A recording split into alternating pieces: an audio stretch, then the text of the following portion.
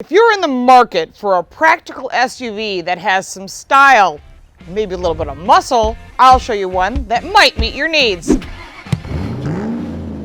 Welcome to Car Coach Reports. I'm Lauren Fix, and if you're in the market for an SUV, there is literally one from every brand. But the 2019 GMC Acadia has a lot to offer for the money.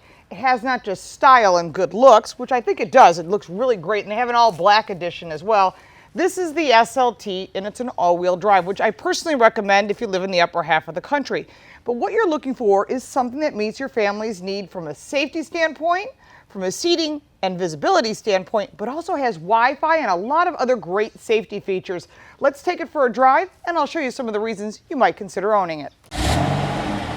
As I've said before, there are a lot of SUVs in this category. This is like the most popular category you can get, which is that mid-size to full-size SUV. And a lot of people want a vehicle like this. They want to be able to use it off-road. They want to be able to use it on-road. They want to have something that meets their family's needs and still be able to haul a lot of people.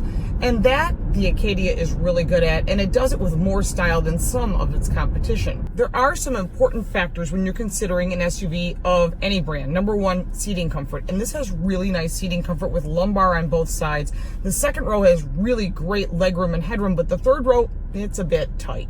So yes, there's lumbar on both sides. I give them a lot of credit for that. Of course, based on that price point, you're coming in at that $29,000 range, and that's your base entry level. But when you move up to the SLT, like we're driving right now, you're going to get some more goodies. And that would be the leather wrapped steering wheel, the more comfortable seats, a lot of safety features. And these are things that you certainly don't want to skimp on. So consider moving up to the next trim level when it comes to safety, not for all the goodies that you really don't need, like the soft leather dash and the really nice armrest that's cushioned. That's all great, but that's really not what you're buying. You're really buying a safe vehicle for your family. So looking in front of you, you have a really nice beefy steering wheel, and of course it's such a masculine looking car, but it does have a lot of feminine features. And I'm not trying to say it's male or female. I'm just saying that it's a little softer, but it's not so masculine that a woman would feel uncomfortable driving it. So going to the steering wheel in front of you, on the left side, you've got your cruise control, really simple. On the right side, you've got some adjustments that you might need. The gauges in front of you are real gauges, real actual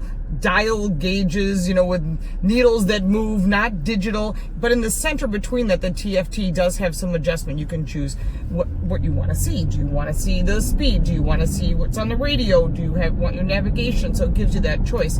The trim level that we're driving right now, the SLT, does offer navigation, but the vehicle that General Motors lent us does not have navigation, so you would use your phone. And in reality, you really don't need much more than your phone, whether you have Apple CarPlay or Android Auto.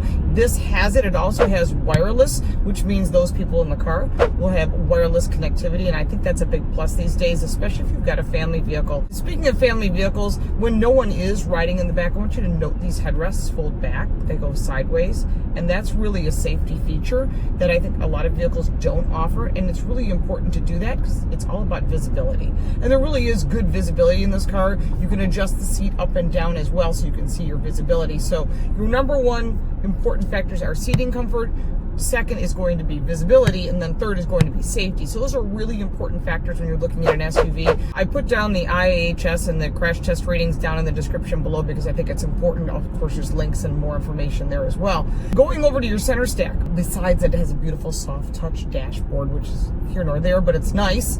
It certainly helps absorb some of the noise. You've got your audio system, your standard multimedia controls in front of you, navigation if you ordered it, of course, cameras, and you can put your apps and you can download, you can do all kinds of things. And of course, this vehicle, as well as any General Motors vehicle, has OnStar, which I'm a huge fan of.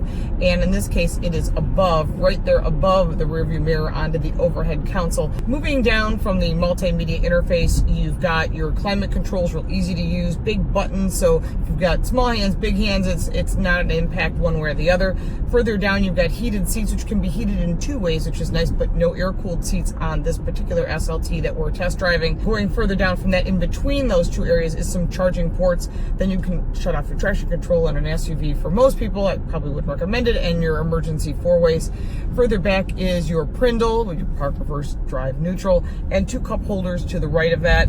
Beyond that is a two-wheel drive, four-wheel drive, a race mode, which I find kind of amusing because it really isn't a race car performance vehicle, but you might need it for some reason, and of course a slippery or off-road mode. So I think it offers a lot for those people that live in the upper half of the country and you want something that's safe. The glove box is kind of on the smaller side, but you know, there's also tons of pocket storage in the doors, and the glove box is good sized. The second row does have adjustability for climate control, and I think that's also important because if you've got children back there or older people, they want to have that adjustability. One thing I should note is the backup camera is a standard backup camera. It does not have a round view camera on this particular trim level that we're test driving. I kind of think you need it in a vehicle like this because you don't want to hit a curb. You don't want to damage these beautiful black wheels. And if you purchase the black package, which I personally like, you may not, you'll find that it'd be nicer to have it so you don't damage one of these wheels.